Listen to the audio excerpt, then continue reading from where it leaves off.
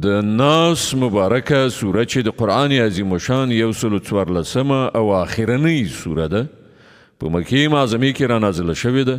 شپږ مبارک آیاتونه لري. تلاوت او پښتو ترجمه یې له لومړي آیت څخه اورئ. بسم الله الرحمن الرحیم. د الله په نوم چې ډیر زیات مهربان پوره رحم لرونکی دی. قل اعوذ برب الناس ملك الناس اله الناس من شر الوسواس الخناس الذي يوسوس في صدور الناس من الجنة والناس.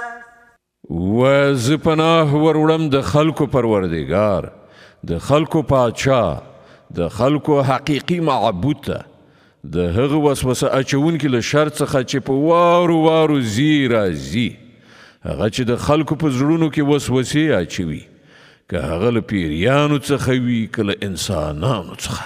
صدق الله العظیم. الله ستر رښتیا ویونکی دی.